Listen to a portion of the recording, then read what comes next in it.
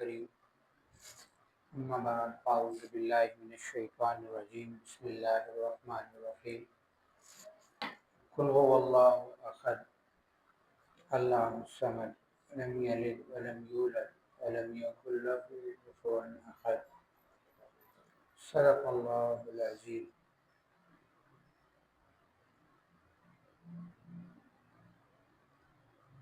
کہ محمد سے وفات ہونے تو ہم تیرے ہیں، یہ جہاں چیز ہے کیا لوح و قلم تیرے ہیں۔ واجب الاحترام دوستوں، بھائیوں اور عزیز ساتھیوں، اللہ جل شانہ کا احسان ہے کہ اللہ رب العزت نے ہمیں مسلمان پیدا کروایا، کلمے کی دولت سے مالا مال فرمایا کہ کسی انسان کی سب سے بڑی خوش قسمتی یہ ہے کہ اللہ اس کو ایمان سے مالا مال کرے، اور کسی انسان کی بدقسمتی یہ ہے کہ اس کے پاس ایمان نہیں ہے۔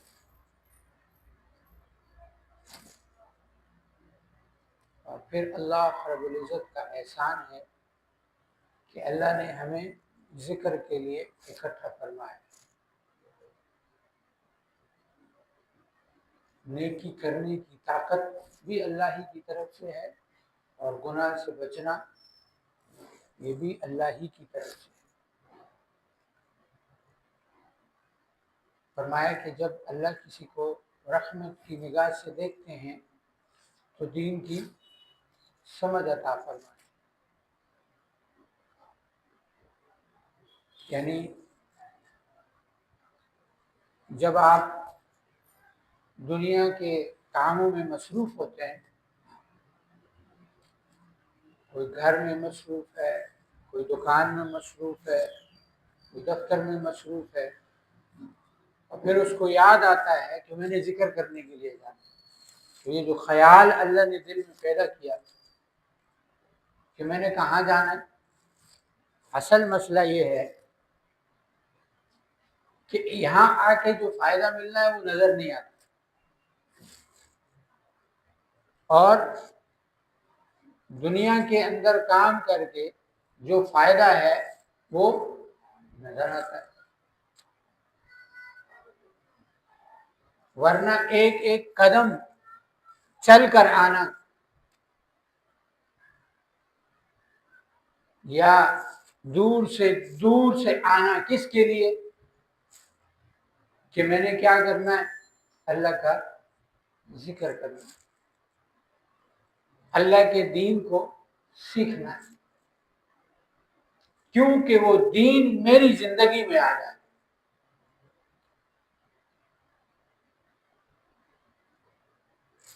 اب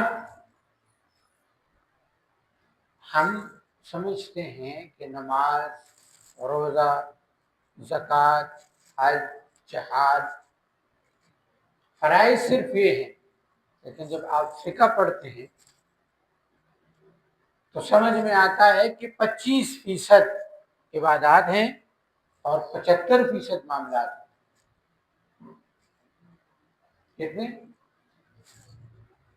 ہم کہتے ہیں میں اپنے معاملات میں ٹھیک ہوں، جب معاملات کا پتہ ہی نہیں تو ٹھیک کیسے ہوں؟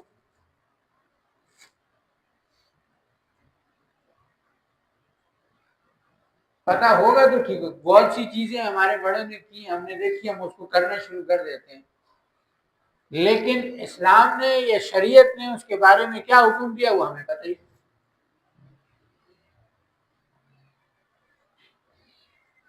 کیونکہ ہم نے سارے کے سارا دین کس پر رکھ لیا، داڑھی ہونی چاہیے سنت ہے، لیکن صرف داڑھی دین نہیں ہے نا، صرف نماز دین نہیں،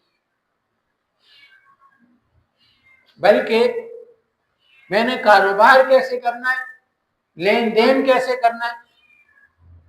یعنی اکثر تجربے کی بات ہے، ایک قرض والا معاملہ ہے نا، قرض والا معاملہ، ہر تیسرا چوتھا آدمی، پانچواں چھٹا آدمی قرض کے مسئلے میں پھنسا ہوا ہے۔ کسی نے دینا ہے کسی نے لینا ہے. اب مسئلہ حل نہیں ہو رہا. کیوں نہیں حل ہو رہا؟ کیونکہ ہم نے پیچھے نہیں دیکھا کہ حضور نے قرض دیا کیسے اور قرض لیا کیسے. اور حکم کیا فرمایا کہ جب قرض کے معاملات طے کرنے ہوں تو کیا کرو؟ لکھ لو. تو اب جو آدمی لکھتا نہیں ہے پھر کہتا ہے جی میں نے اعتماد کیا، پھر کہتا ہے پہلے کہتا ہے تسی کوئی اسلامی طریقے نال ویکھو نا جی یہ جائز ہے. تو پھر جب ہم کہتے ہیں یہ کیا تھا تو کہتے ہیں نہیں آپ اسلام کو ذرا سے سائڈ کریں. انسانیت، میں نے کہا اسلام سے بڑھ کر کوئی انسانیت ہے؟ انسانیت تو سکھلائی ہی اسلام نے ہے. آپ نے اندھا اعتماد کیوں کیا؟ جب شریعت نے آپ کو سکھایا ہے، اب کیا ہے تو اب برداشت کرو.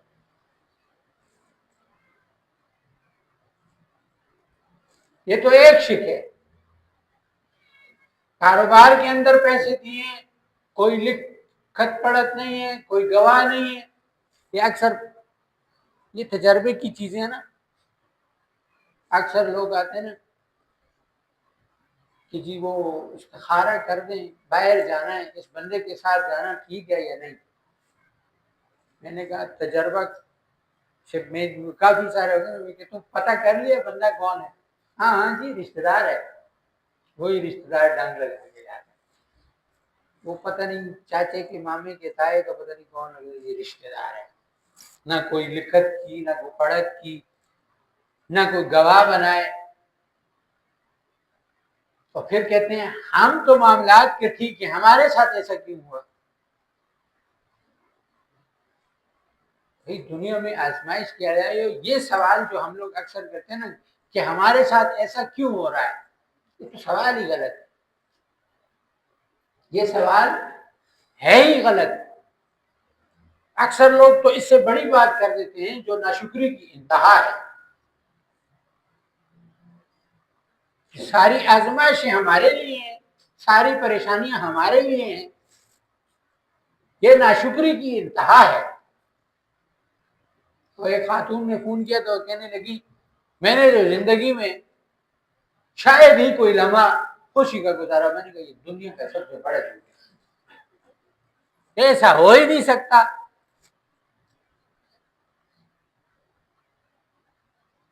میرے شوہر نے جناب کبھی بھی میرا ساتھ نہیں دیا. میں نے کہا اتنا عرصہ جو ہو گیا، 14-15 سال شادی کے، 14-15 سال میں اگر ایسا ہوتا تو تم بھی ابھی تک گوری ابھی تک گھر جا چکی. 4 بچے پیدا کری اور اس نے تیرے ساتھ اچھا ساتھ دیے ہی.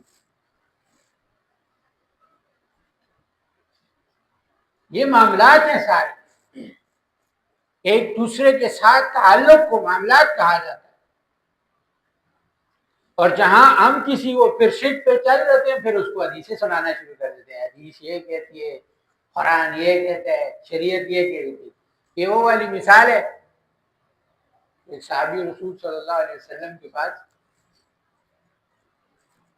جو ہے وہ کوفہ والے چلے گئے، کہنے لگے کہ اگر مچھر کو مار دیں، کس کو مار دیں تو اس کا کفارہ کیا ہوگا؟ تو انہوں نے کہا امام حسین کو شہید کر دیا، وہ کفارہ تمہیں پتہ نہیں ہے، وہ مچھر کے کفارے کا تم جو ہے نا وہ پوچھنے کے لیے آ گئے. تو عرض کرنے کا مقصد یہ ہے کہ جہاں اللہ نے ہمیں توفیق بخشی ہے کہ ہم نماز، روزہ، ذکر، اذکار، تسبیح ہمارے ہاتھوں میں ہیں، داڑیاں ہمارے چہروں پر ہیں، اللہ اس کو قبول فرمائے. وہیں ہم نے اپنے معاملات کو بھی درست کرنا. حضرت جی فرماتے ہوتے ہیں نا کہ شاذلیوں کے معاملات درست ہو گئے نا تو انشاءاللہ زمانے میں معاملات درست ہو گئے. یہ شروعات ہم سے ہے، ہم نے اپنے معاملات کو درست کرنا. اور اس کے لیے سب سے بہترین کتاب مولانا اشرف علی تھانوی رحمہ اللہ نے یہ تھی. انہوں نے اس میں چھوٹی چھوٹی بیماریوں کے چھوٹے چھوٹے نسخے، صابن بنانے کے طریقے، یعنی انتہائی جامع کتاب.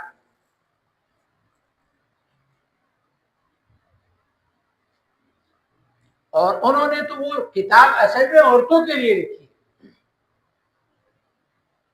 لیکن آج ہم بھی پڑھ لیں نا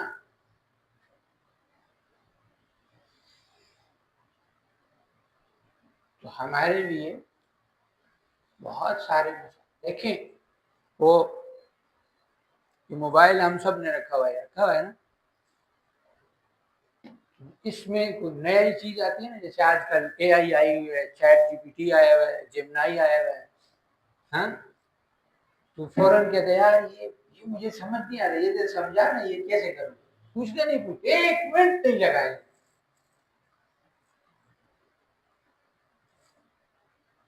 اور دین کا مسئلہ پوچھنا ہو، نہیں یار میں کیسے جاؤں، وہ کہیں گے اتنا بڑا ہو گیا اس لیے. تو بھائی دین کے اندر بڑا چھوٹا نہیں ہے، دین کے اندر بڑا چھوٹا، جو آپ کے پوچھنے سے ناراض ہوتا ہے اس کے پاس جاؤ ہی نہیں.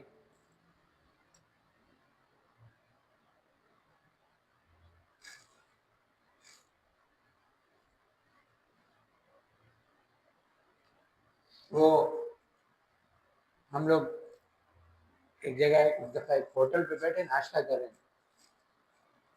نوجوان 20 22 سال 23 سال عمر ہوگی، پینٹ شرٹ پہنی ہوئی. مولانا آپ سے ایک سوال پوچھنا ہے. میں نے کہا پوچھو، پر مسئلہ یہ ہے کہ میں تمہارے لیے ناشتہ نہیں چھوڑوں گا، تم اپنی بات کرو، میں ساتھ ساتھ ناشتہ کروں گا. تو مزاح میں بات کی تاکہ وہ آسانی سے اپنی بات کہہ سکے، اسے جو جھجک ہے وہ ختم. تو وہ کہنے لگا کہ میں نے 2 سال سے نماز نہیں پڑھی. کتنے سال سے؟ تو میں نے کہا بچے جب آپ کو احساس بھی ہے کہ میں نے نماز نہیں پڑھی ہے پھر کیوں نہیں پڑھ رہے؟ تو کہنے لگا کہ ایک مسجد میں گیا تو پینٹ پہنی ہوئی تھی، مولانا صاحب نے باہر نکال دیا. دوسری مسجد میں گیا پینٹ پہنی ہوئی تھی، انہوں نے بھی نکال دیا. تو میں نے کہا تیسری میں چلے جاتے.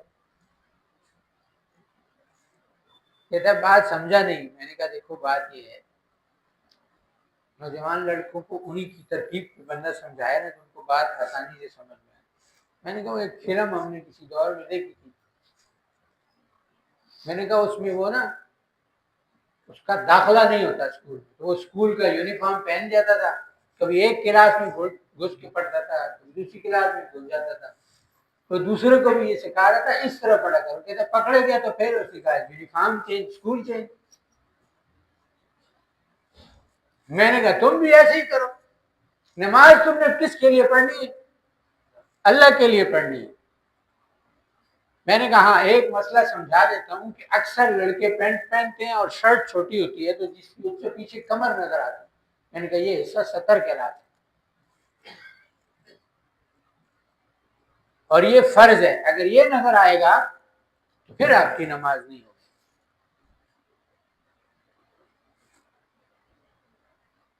تو کہنے لگا نہیں میں تو ایسی پینٹ شرٹ پہننا نہیں. میں کہا پھر جاؤ جس مسجد میں گھسنے دیتے ہیں اسی میں نماز پڑھتے رہو. وہ بڑا خوش ہوا چلا گیا. تو عرض کرنے کا مقصد یہ ہے کہ اگر آپ کہتے ہیں کہ ایک بندے سے میں سوال پوچھتا ہوں وہ ناراض ہوتا ہے تو دوسرے سے پوچھ لیں، وہ ناراض ہوتا ہے تو تیسرے سے پوچھ لیں. جیسے ہم موبائل کا مسئلہ کسی سے پوچھتے ہیں نا تو کوئی جرمانہ تکبر کرنا میں کسی اور یہ کوئی انسان خالی کو تو پتا ہے پوچھ لیتے ہیں کہ نہیں اپنا مسئلہ ہم حل کروا لیتے ہیں. اور یہ جس کے جو ہماری دنیا آخرت کے لیے اچھا ہے یہ ہم نہیں پوچھتے.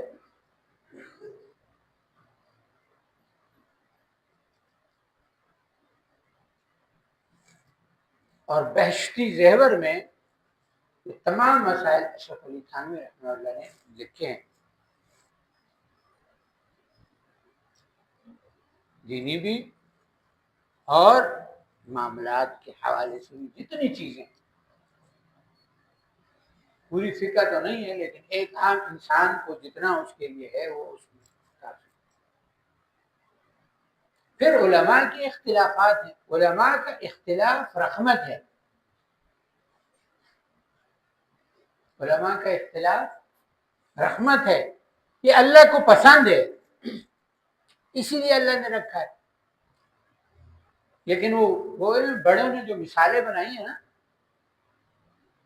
وہ ایسے نہیں بنائی، یہ جو مثال بنی ہے نا، 2 ملاؤں میں مرغی حرام ہو جاتی ہے، اس کا مطلب یہ نہیں ہے، اس کا مطلب یہ ہے کہ 2 مولوی آپس میں لڑ رہے ہیں نا، تو اپنی جان تو چھڑا لیں گے لیکن ہم بیچ میں گھسیں گے تو ہمارا کام خراب ہو جائے گا۔ تو مولوی کو تو سارا کچھ پتہ ہے نا، سارا کچھ سے مراد یہ کہ اگر وہ کوئی کام کر رہا ہے، جیسے میں نے پیچھے بھی ایک دفعہ اکثر یہ قصہ سناتا ہوتا ہوں، وہ ڈھول والا، پرانے ساتھیوں کو تو پتہ ہے، تو ایک مولوی تھا نا، تو اس نے جمعے والے دن ممبر پر بیٹھ کے بیان کیا کہ ڈھول بجانا حرام ہے۔ جب واپس گھر آیا تو بیوی نے کہا میں نے ایک منت مانگی تھی وہ پوری ہو گئی، میں نے منت مانگی تھی پوری ہو گئی، اب اس منت کو کرنا یہ ہے کہ آپ نے ممبر پہ بیٹھ کے ڈھول بجانا ہے۔ جا رہی ہوں گھر،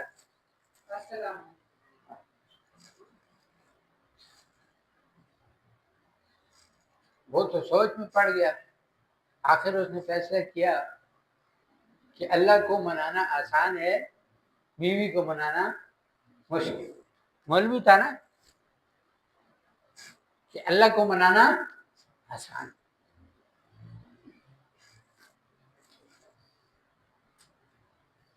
تو اس نے کیا کیا، ممبر پہ بیٹھ گیا، ڈھول گلے میں ڈال لیا اور کہا پچھلے جمعے کو آپ کو بتایا تھا کہ ڈھول بجانا حرام ہے، لیکن یہ نہیں بتایا تھا کیسے بجانا حرام ہے، تو ڈم ڈم ایسے بجانا بھی حرام ہے، ایسے بجانا بھی حرام ہے اور ایسے بجانا بھی حرام ہے۔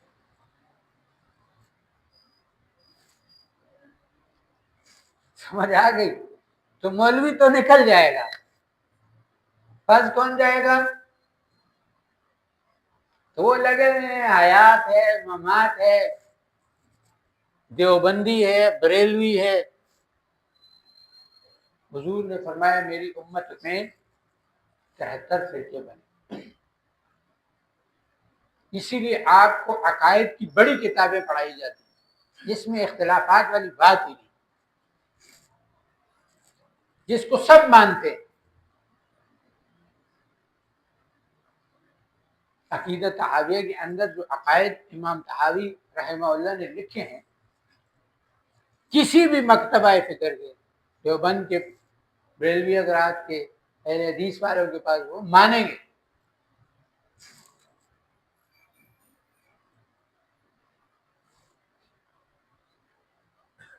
اس میں جو عقائد لکھے ہوئے ہیں اس پر ہم سب کا، کیونکہ امام نے جو چیزیں لکھی ہوئی ہیں اس پر کسی کا اختلاف نہیں، بعد میں علماء کا ہے۔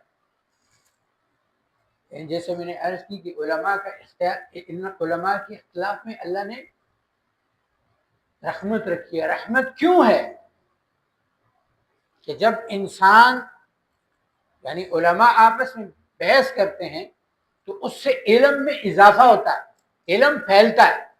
دو عالم آپس میں بات کر رہے ہوتے ہیں تو جتنے بیٹھے ہوئے ہوتے ہیں انہوں نے کہا بعض وہ بات نہیں سنی ہوگی، علم میں اضافہ ہوتا ہے۔ کہتے ہیں دین کا مذاکرہ دین والوں کو نفع دیتا ہے۔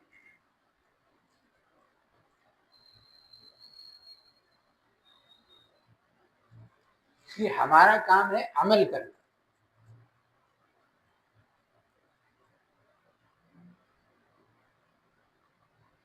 اور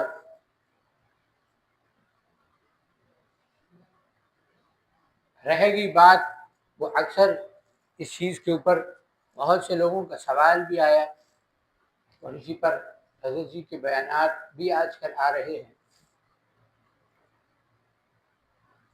وہ جو ایران کا خواب بھی چلا تھا، اس میں مسئلہ یہ ہے کہ ہمیں ابھی تک یہ پتہ ہی نہیں ہے کہ شیعہ شروع کہاں سے ہوئے اور شیعہ میں اقسام کتنی ہے۔ حضرت نے فرمایا، جو پہلا جملہ تھا حضرت کا، شروعات ہوئی کہ ہم شیعہ کو کافر نہیں مانتے، لیکن کافر کو شیعہ بھی نہیں مانتے۔ شیعہ مکتبہ فکر جب شروع ہوا تھا، جس کے حوالے سے غالباً امام ابو حنیفہ رحمہ اللہ یا کسی بڑے بزرگ کا قول ہے کہ اگر اہل بیت کی محبت کا نام شیعہ ہونا ہے تو میں شیعہ ہوں۔ امام شافعی رحمہ اللہ۔ تو اگر لیکن وہ یہ والے شیعہ نہیں تھے، وہ یہ انہوں نے اپنا نام شیعہ رکھ لیا، اس لیے ہم کہتے ہیں ہم آپ کو شیعہ ہی نہیں مانتے۔ شیعہ جو شروع ہوئے تھے تو وہ حضرت علی رضی اللہ تعالی عنہ کو افضل مانتے تھے، لیکن تمام صحابہ کی تعظیم کرتے تھے، جن کو آج کے دور میں تفضیلی شیعہ کہا جاتا ہے۔ تو حضرت نے جو خواب دیکھا اس میں یہی بات تھی، اس کا خلاصہ یہ تھا کہ آج والوں کو تفضیلیت پہ لے آؤ تو کم از کم کفر ختم ہو جائے گا۔ اصل تو زمانے میں سے فساد اور جنگ ختم کرنی ہے نا۔ اگر کوئی آدمی محنت کیا ہے، اصل محنت یہ ہے کہ حضور کی امت جنت میں جانے والی بن جائے۔ تو ایک شرک کو ختم کر کے اگر جھگڑا اور فساد ختم ہوتا ہے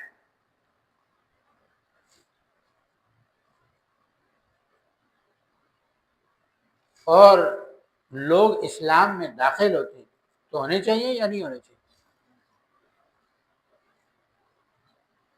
ایک چیز ہے اعلیٰ۔ اعلیٰ یہ ہے کہ ہم اہل سنت والجماعت یہ مانتے ہیں کہ حضرت ابو بکر صدیق رضی اللہ تعالیٰ عنہ پہلے خلیفہ ہیں، اللہ نے ان کا درجہ پہلا رکھا ہے۔ اب علماء اس پر بحث کرتے ہیں، ان کے بھی ہمارے بھی، وہ کہتے ہیں قرآن حضرت عمر کا دوسرا نمبر ہے، حضرت عثمان کا تیسرا نمبر ہے، حضرت علی رضی اللہ تعالیٰ عنہ کا چوتھا نمبر۔ اب قرآن کی آیات وہاں پہ بھی موجود ہیں اور وہاں پہ، احادیث یہاں پہ بھی موجود ہیں اور یہاں پہ بھی، تو کیسے پتہ چلے گا کہ حضرت ابوبکر صدیق رضی اللہ تعالیٰ عنہ کا نمبر پہلا ہے اور حضرت علی کا؟ تو اس کے لیے آسان دلیل ہے کہ حضرت علی رضی اللہ تعالیٰ عنہ نے حضرت ابوبکر کو پہلا مانا ہے۔ ہم علی والے ہیں اس لیے ہم ان کو پہلا ہی مانتے ہیں، ہم ان کے ماننے والے ہیں اس لیے ہم ان کو، حضرت عمر کو دوسرا مانا ہے، حضرت عثمان کو، تو علی والا تو وہ ہوا نا جو علی رضی اللہ تعالیٰ عنہ کی مانتا ہے، جو اہل بیت کی مانتا ہے۔ وہ میں اکثر عرض کرتا تھا نا، محبت کے دعوے دار بہت ہوتے ہیں، محبت کے دعوے دار بہت ہوتے ہیں، محبت کرنے والا وہ ہوتا ہے جو کر کے بتاتا ہے، اس کو جو کہا جائے وہ کرتا ہے۔ ہم سارے ہی آقا علیہ الصلوۃ والسلام کے عاشق بنتے ہیں، ان کی سنتوں پر کتنا چلتے ہیں۔ عشق تو بڑی، عشق کا ذرہ بھی نصیب ہو جائے نا تو بندے کی نیند حرام ہو جاتی ہے۔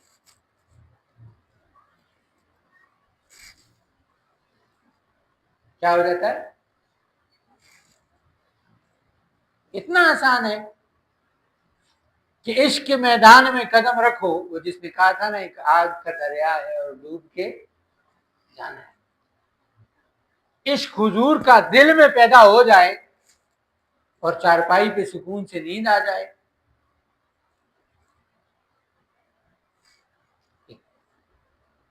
کبھی یہ آپ یہ جو بچے بچیاں محبت کرتے ہیں نا، بڑے بھی کرتے ہیں، لیکن آج کل کی تو جو صحیح محبت میں مبتلا ہو، رات کو اس کو کروٹیں بدلتے دیکھو گے، چین اس کو کہیں نہیں آتا۔ کبھی کیا کرے گا، کبھی کیا کرے گا، کھانا وہ نہیں کھا سکتا، سو وہ نہیں سکتا، کپڑے اس کے بھی ایسے ہی ہوں گے، کیوں؟ اس کو پرواہ ہوتی ہے تو صرف اسی بندے کی، اور عشق ہو حضور کا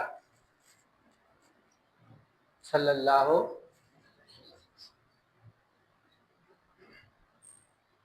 پھر انسان کہتا ہے میں نیند سے دیکھوں، میں تہجد کیوں نہ پڑھ لوں، درود شریف کیوں نہ پڑھ لوں، ذکر کیوں نہ کر لوں۔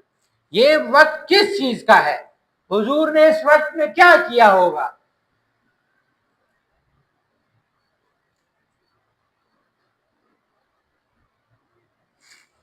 تو پھر ہماری چونکہ فیلڈ ایسی ہے تو لوگ آتے ہیں نا، وہ کہتے ہیں کہ میں نے جی جس کے ساتھ بھی مخلصی کیا نا، اس نے میرے کو دھوکہ ہی دیا ہے۔ اب آیا جادو جنات کا چیک کرانے اور اس کو لگتا ہے کہ یہ بھی جادو کا مسئلہ ہے۔ میں جس کے ساتھ، تو ہمیں مخلصی کا ابھی تک یہ بھی نہیں پتا مخلص ہوتا کون، ہم خود کو مخلص بنا کے بیٹھے ہوتے۔ مخلص وہ ہوتا ہے، محبت کرنے والا وہ ہوتا ہے کہ دوسری طرف سے جتنی مرضی مخالفت ہو، جتنا مرضی غصہ ہو، دعوے دار تو میں ہوں نا، دعوے دار اس لیے کہتے ہیں نا، جو کہتے ہیں اللہ سے محبت کرتا ہے، تو جو اللہ سے محبت کرتا ہے نا، تو اللہ کی طرف سے جب مشکل حالات آتے ہیں تو کہتا ہے اللہ تو نے بھیجا ہے، تو راضی ہے نا، خیر ہے۔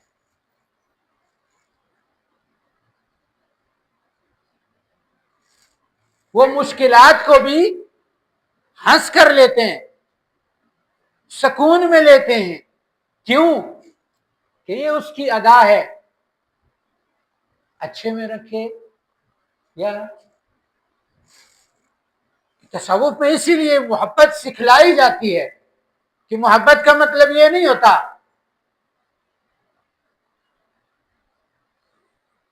کہ بس ہر وقت اللہ کی طرف سے عنایتیں ہی عنایتیں آئیں گی، وہ محبت کرنے والوں کو زیادہ آزماتا ہے۔ اور پھر کہتا ہے یہ ہے میرے کہ جو مشکلات کے باوجود کہتے ہیں یا میرے اللہ ہمیں تجھ سے محبت،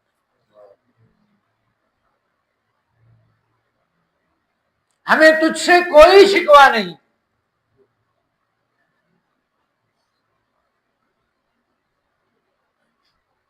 وہ ایک مولانا کہنے لگے نا، یہ تو بڑے کہتے ہو اللہ مجھ سے راضی ہو جائے، اللہ مجھ سے راضی ہو، اللہ تو آسانی سے راضی ہو جائے، تم بھی تو اللہ سے راضی ہو جاؤ، کسی مشکل میں تو کہہ دو، ہے تو مشکل مگر تو راضی ہے نا، تو راضی ہے تو میں سال میں بھی میں تجھ سے راضی ہوں، میں تجھ سے راضی۔ اس کا نام مخلصی نہیں ہے،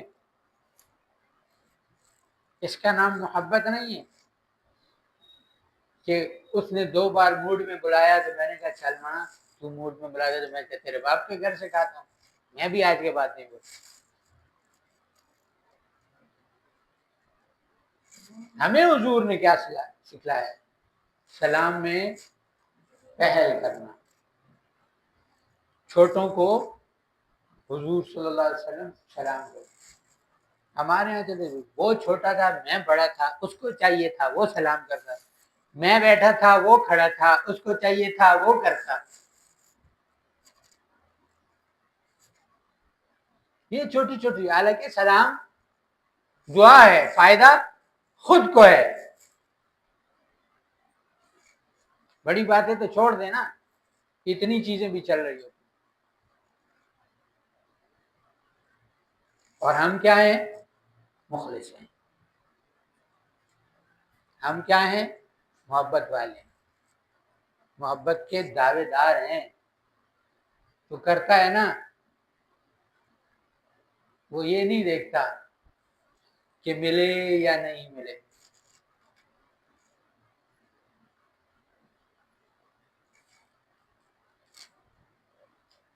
محبت سیکھی گئی نا تو پھر وہ حضرت اشرف علی تھانوی رحمہ اللہ کے ایک مرید نے عرض کی، حضرت مجھے آپ سے محبت ہے. تو فرمانے لگے محبت نہیں ہے، انسیت ہے. کیا ہے؟ تو کہنے لگا نہیں حضرت مجھے آپ سے پانی پلا رہا ہے، مجھے آپ سے محبت ہے. تو کہنے لگے چلو ٹھیک ہے، دیکھ لیتے ہیں، تمہیں پتہ چل جائے گا. یہ نہیں کہا مجھے پتہ چل جائے گا، تمہیں پتہ چل جائے گا. تو اب جب بھی وہ آتا تو حضرت تھوڑا موڈ میں جواب دیتے. پہلے پوچھتے تھے کیا حال ہے، ٹھیک ہو، بچے بچے ٹھیک ہیں سارا. اب وہ بس السلام علیکم و وعلیکم السلام.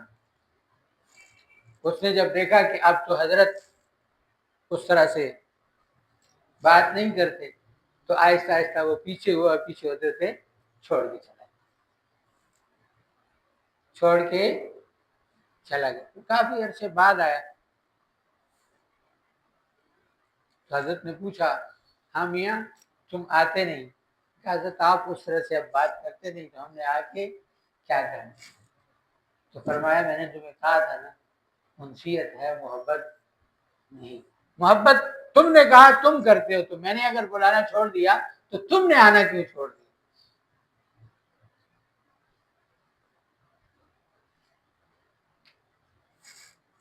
سمجھ آ رہی؟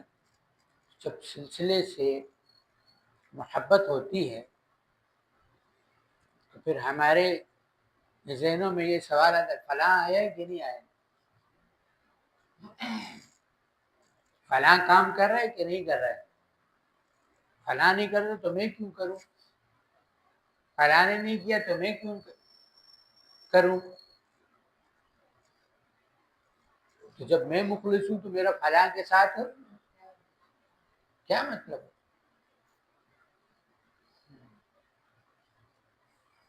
یہ سلسلہ میرا ہے، یہ دین میرا ہے، یہ کام میرا ہے، میں نے اللہ کے لیے کرنا ہے.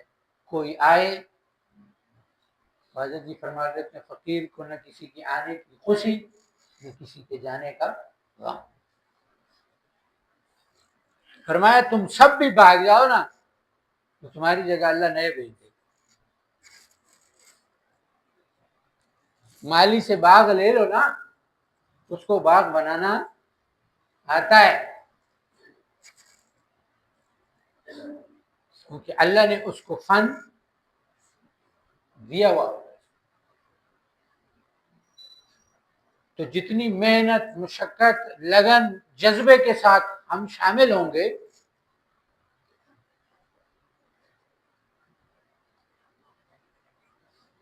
اعمال سیکھنے کا شوق تو سب کو ہوتا ہے نا. جن کیسے بھاگے گا؟ ہاں جن کیسے بھاگے گا؟ جادو کیسے ختم ہوگا؟ عمل دے دیں جی، کیا کر لیں؟ وظائف مکمل ہوگی، اجازت دے دیں جی. مقصود کیا ہے؟ یہ تو مطلوب چیزیں ہیں. وہ بھی تو اللہ والے تھے نا کہ جنہوں نے تعویذ دیا کہ جاؤ اس کے پاس، بزرگ کے پاس آئے، مجھے تعویذ نے کہا میں جانتا نہیں ہوں. کہا نہیں آپ دیں گے، آپ اللہ والے. اب ہمیں یہ تو پتہ نہیں ہوتا، ہر اللہ والا جن بگا نہیں سکتا.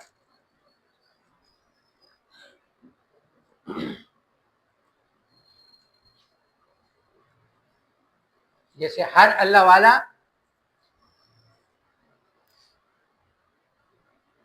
عالم نہیں ہوتا. تبلیغ میں کتنے ساتھی چل رہے ہوتے، سارے کے سارے عالم ہیں، لیکن دین کے کام کرنے کی وجہ سے اللہ نے نسبت تو دی ہوئی ہوتی ہے. تو انہوں نے کہا، انہوں نے تعویذ لکھ دیا. جب کام ہو گیا تو جب اس تعویذ کو کھولا تو اس میں لکھا ہوا تھا، اے اللہ میں جانتا نہیں، یہ مانتا نہیں، تو اس کا کام کر دے.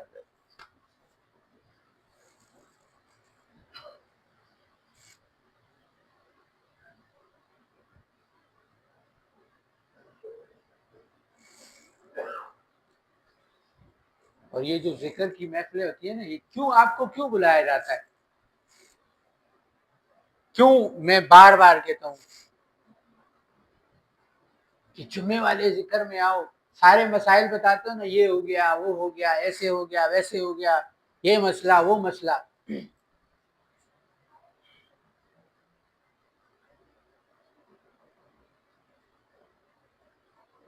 حدیث شریف کا مفہوم ہے کہ جہاں ذکر کے حلقے لگتے ہیں فرشتے ان محفلوں کو ڈھونڈتے ہیں اور طے بطے چلے جاتے ہیں.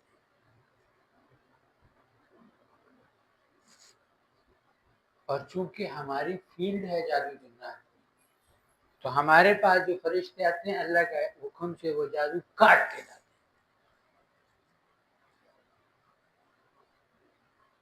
یہ اللہ نے ہمیں سکھایا ہے، اللہ نے ہمیں یہ چیز سلسلے کی برکت سے دی ہے. تو اعلیٰ پر آؤ نا.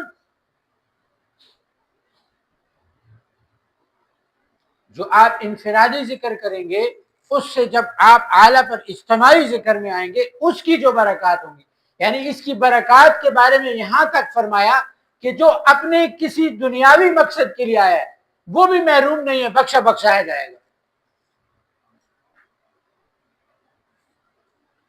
کس کے لیے آیا ہے؟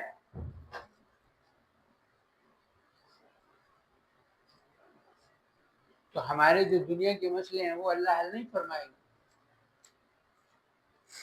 مانگنا تو ہم نے اللہ سے ہی ہے نا، باقی چیزیں تو ذریعہ ہے، یہ بھی ذریعہ ہے.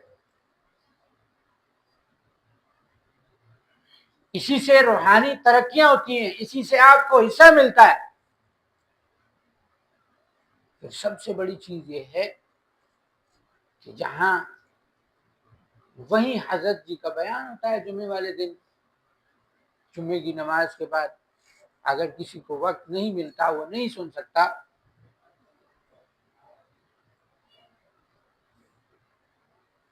تو جمعے کے علاوہ دنوں میں یوٹیوب پہ موجود ہوتا ہے، سن لیا کریں. یہ جو اشکال چل رہے ہوتے ہیں نا دماغوں کے اندر، دین کے حوالے سے سارے جوابات مل جاتے ہیں. حصہ ہوتا ہے نا، جس کا حصہ ہوتا ہے اس کو جواب مل جاتے ہیں.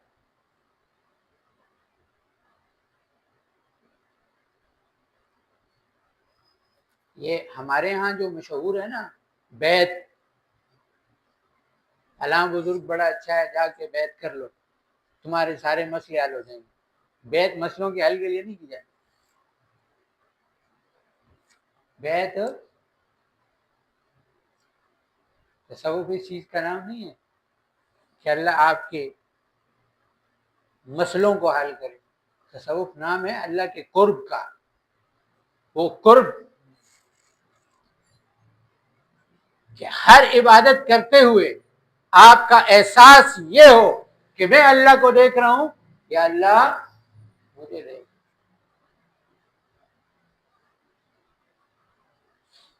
وہ کہا اس کے حالات اس لیے خراب ہیں، یہ بے پیرا ہے. واہ. میں نے کہا پھر وہ امریکہ والے کون سے پیر کو مانتے ہیں؟ کیا حالات سے ہے. دنیا کا تعلق یعنی کہ اللہ اس سے بھی نوازتا ہے، انسان اللہ کے ساتھ تعلق بناتا ہے تو ایسا نہیں، لیکن ایسا ضروری بھی نہیں. کسی کو اللہ نے آزمائش میں رکھنا ہے تو اللہ کی مرضی.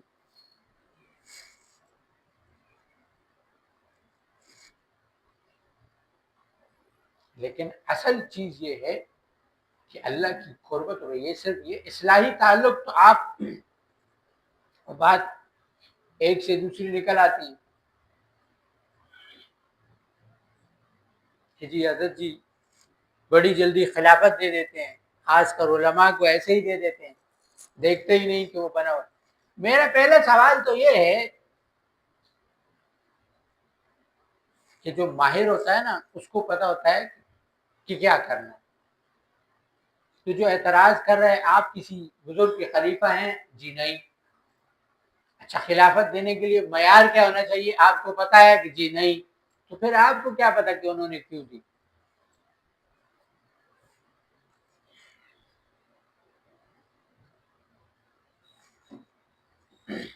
بتائے تو وہ جس کو پتا ہو. اب کوئی ہم سے پوچھے کہ اس جادو والے کو یہ تعویذ کیوں دیا تھا، ہمیں پتا ہے، ہم بتائیں گے کہ اب جس کو پتہ ہی نہیں وہ تو یہی کہے گا 786 کا مطلب جو ہے وہ پتہ نہیں، وہ کیا کہتے ہیں، کرشنا ہے کہ کیا کہتے ہیں، رامی کرشنا کی اس کا وہ نکلتا ہے. اب ہم سے پوچھے تو ہم آ کے بتائیں گے کہ 786 کا مطلب بسم اللہ کیوں ہے. بسم اللہ الرحمن الرحیم اس کا مد مقابل تو اردو ترجمہ، انگلش ترجمہ، دنیا کی کسی زبان میں بھی آپ ترجمہ کر لیں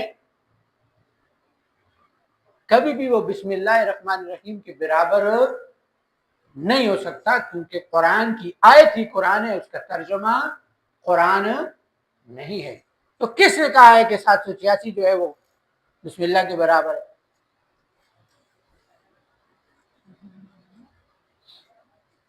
بات عرض کر رہا ہوں کہ جو جس چیز کا ماہر ہوتا ہے اس کو پتا ہے. اب حضرت جی خود فرماتے ہیں کہ میں اس لیے دیتا ہوں کہ آپ نے 8 سال 10 سال علم حاصل کیا اور آپ کے بزرگ نے آپ پر اعتماد کرتے ہوئے آپ کو عالم ہونے کی سند دے دی. تو میں تو آپ کو اللہ والا سمجھتا ہوں کہ آپ نے 8 سال دین پڑھا ہے. کتنا؟ تو 8 سال پڑھنے کے بعد میں آپ کے اس 8 سال پڑھنے کی وجہ سے، مدرسے میں رہنے کی وجہ سے، استادوں میں کی صحبت میں رہنے کی وجہ سے میں اس کا احترام کرتا ہوں اور آپ کو خلافت دے دیتا ہوں.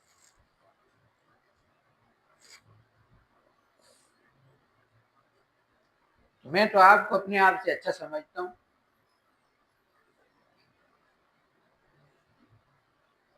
اللہ والا سمجھتا ہوں. اب ایک چیز اور بھی ہے نا، بات یہ ہے کہ آپ کہتے ہیں کہ کامل ہونے پر خلافت دی جائے. کس پر؟ چلو مان لو، آپ کی مان لیتے ہیں، لیکن کیا کامل ہونے کے بعد بندے سے گناہ نہیں ہوتے؟ گناہ تو پھر بھی ہوں گے. تو پھر کاملیت کی پہچان کیا ہے؟ کیونکہ آپ تو عیب دیکھ کے بتاتے ہیں نا، فلاں میں یہ عیب تھا پھر بھی خلافت دے دی، فلاں میں یہ عیب تھا پھر بھی خلافت دے دی، فلاں میں یہ عیب تھا پھر بھی خلافت دے دی.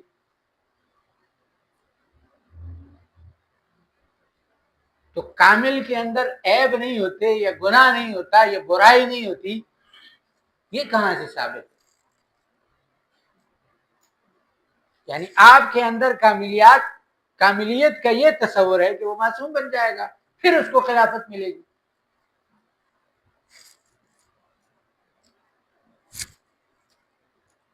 باقی یہ تو عاجزی ہوتی ہے کہ جس مولوی کو یا جس کو بھی خلافت ہے اس سے جا کے پوچھے گا، وہ اپنے آپ کو اس قابل سمجھتا ہے. آپ مفتی تقی عثمانی صاحب کے پاس چلے جائیں اور جتنے بڑے حضرات ہیں ان کے پاس ان کو کہیں آپ کامل ہیں، آپ بزرگ ہیں، ہوگے کہ نہیں میں تو بزرگ نہیں ہوں، میں تو کامل نہیں. مانیں گے تو وہ بھی نہیں.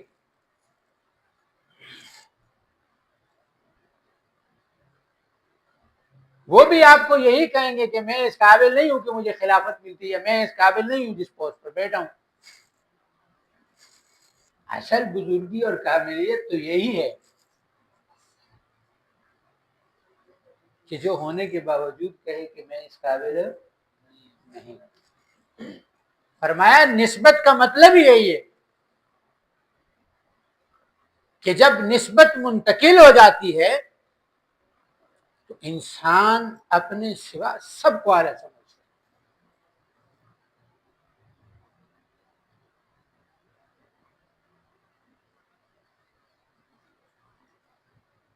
انسان اپنے سوا، اور یہ کیفیت ہم نے اندر پیدا کرنی ہے، ضروری نہیں ہوتا۔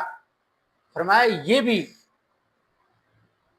عاجزی کا کبر ہے، کیا کہ جگہ جگہ میں تو بس گناہگار ہوں، میں اس قابل نہیں ہوں، تو آگے سے پھر وہ کچھ اور بھی بیٹھے ہوتے ہیں، وہ کہتے ہیں نہیں حضرت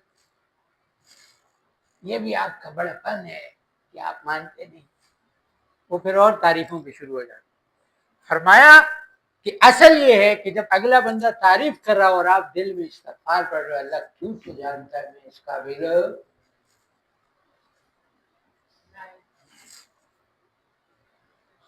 ایسا نہیں لوگوں کے سامنے تو کہہ رہے ہوں میری طرح کہ میں اس قابل ہوں، دل میں خوشی سے لڈو پھوٹ رہا میں ہی ہوں اور کون ہے۔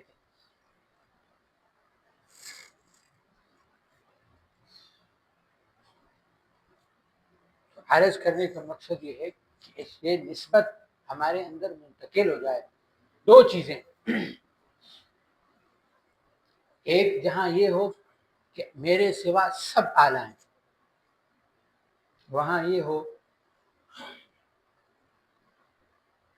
کہ میں دنیا کا خوش قسمت ترین انسان، کہ گناہ ہونے کے باوجود اللہ نے دین بھی دیا ہے اور دنیا بھی جتنی بھی دی ہے۔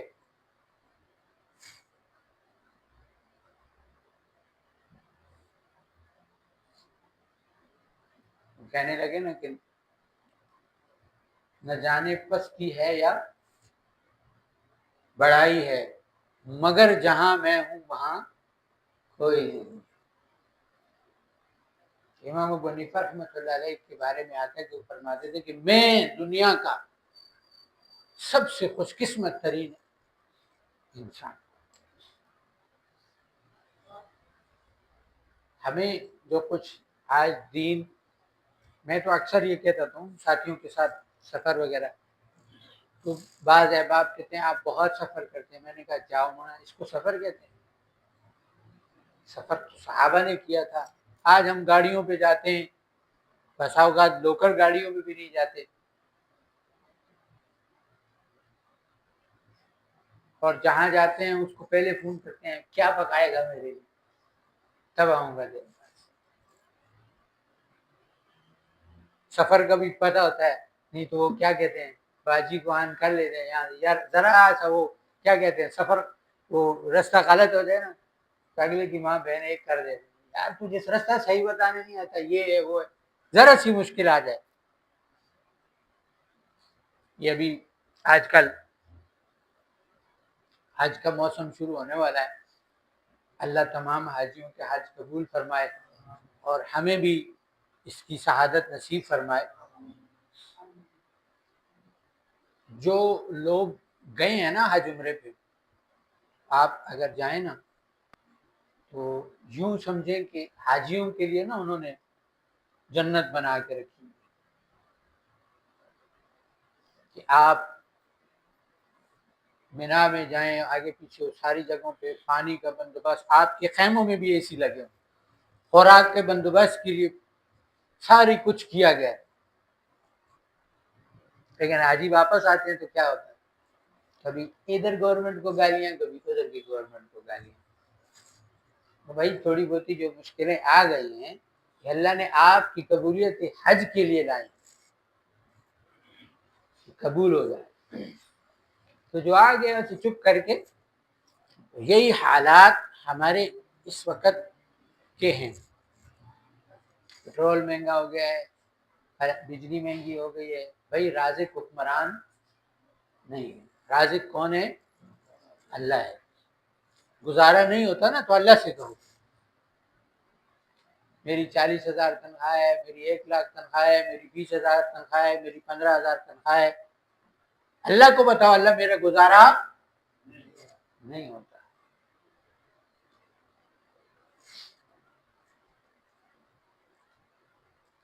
اللہ پھر گزارا نہیں کرائے گا.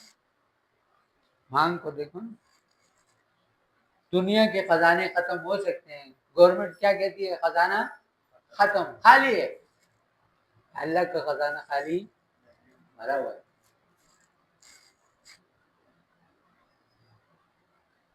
ہمارے بھی وہ سیکٹری مالیات کے فنڈ ختم ہو گئے. تاجی فنڈ ختم ہو گئے، فنڈ ختم ہو گئے تو اللہ سے مانگو.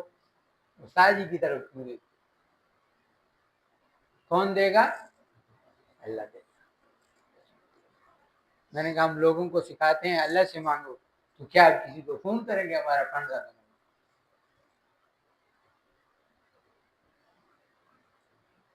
فنڈ ختم ہوا ہے، اللہ سے تعلق ختم نہیں ہوا. اللہ سے تعلق ہے. کسی دنیا کے کسی انسان کے پاس 2 دفعہ جاؤ، 3 دفعہ جاؤ، 4 دفعہ جاؤ، 5 دفعہ جاؤ، بس کر یار، کیا روز کا تو نے ڈرامہ بنا لیا، روز آ جاتا ہے. اللہ قرآن میں فرماتا ہے مجھ سے تم مانگو میں تمہیں دوں گا. تم مانگو گے میں مانگنے سے خوش ہوتا ہوں. اس لیے بڑے کیا کہتے ہیں، یا اللہ اپنے در کا بھکاری بنا، اپنے در کا. شیطان وسوسہ ڈالتا ہے تم تو گناہگار ہو، تمہاری کیوں سنے گا؟ کیا ہے؟ تو گناہگار ہو تو معافی مانگ لو. تو کہتے معافی مانگو گے تو میں معاف بھی کر دوں. زمین آسمان بھر کے لے آؤ، ایک بار کہو یا اللہ میری توبہ، معاف کر. پوچھوں گا بھی نہیں، فرشتوں سے بلوا دوں گا، کتاب میں لکھا ہوا مٹا دوں گا. تو مانگ تو صحیح. یہ شیطان کہتے ہیں پکی توبہ نہیں کرنا، نہ کر. پکی وکی ہو گئی، فرمایا دن میں 1000 دفعہ توبہ ٹوٹے 1000 دفعہ مانگ. یہ توبہ جب تک شفا نہیں ملتی دوا بھی نہیں چھوڑتے نا. جس مریض کو ڈاکٹر جواب دے دیتے ہیں یہ بچنے والا نہیں ہے، لیکن رکھتے اسپتال میں ہی، گھر بھیجتے بھی کہتے ہیں مرضی ہے آپ کی، گھر لے جائیں ادھر رکھیں، یہاں تکلیف کم ہوگی، گھر پھر کوئی مسئلہ ہو جاتا ہے تو آپ کو پڑا ادھر ہی رہے، لیکن بچنے کی امید، علاج جاری رہتا ہے. تو جب بیماری ختم نہیں ہو رہی تو علاج ہم کیوں چھوڑ رہے ہیں؟ علاج توبہ ہے. علاج کیا ہے؟ توبہ نہیں چھوڑ. میں عرض کرتا ہوتا ہوں کہ سب سے کمزور درجہ ہے، مگر رات کو سونے سے پہلے 10 منٹ چاہے لیٹے ہوئے ہیں. ویسے تو میرے سمیت اکثر لوگوں کی رات اس پہ ختم ہوتی ہے، مگر چاہے اس کو رکھنے سے پہلے ہی، رکھنے کے بعد 5-10 منٹ کرو یا اللہ سارا دن تیری نافرمانی میں گزرا، اب معاف کر دے. اب یہ عادت جب دائمی نیند سوئیں گے نا تو انشاءاللہ موت سے پہلے اللہ یاد دلائے گا، اور ہم اللہ سے معافی مانگ لیں گے کہ یا اللہ تو ہمیں معاف فرما، اور آخری جملے ہوں گے لا الہ الا اللہ. اللہ ہم سب کو توفیق عطا فرمائے. آج مفتی صاحب نہیں آئے. عاقبۃ للمتقین الصلاۃ والسلام علی سید الانبیاء والمرسلین. اللہ ہم گناہ گار ہیں، خطا کار ہیں، سیاہ کار ہیں. اللہ تو ہمارے گناہوں کو معاف فرما. وہ گناہ جو جان بوجھ کر کیے، وہ جو انجانے میں کیے، اللہ سب گناہوں کو معاف فرما. پوری امت مسلمہ کی گناہوں کو معاف فرما. پوری دنیا کے انسانوں کو ہدایت عطا فرما. جتنی دعائیں، خیریں، برکتیں، رحمتیں آقا صلی اللہ علیہ وسلم اور بزرگوں نے مانگی، سب میں ہمارا حصہ فرما۔ جن شرور اور فتن سے پناہ مانگی، پناہ عطا فرما۔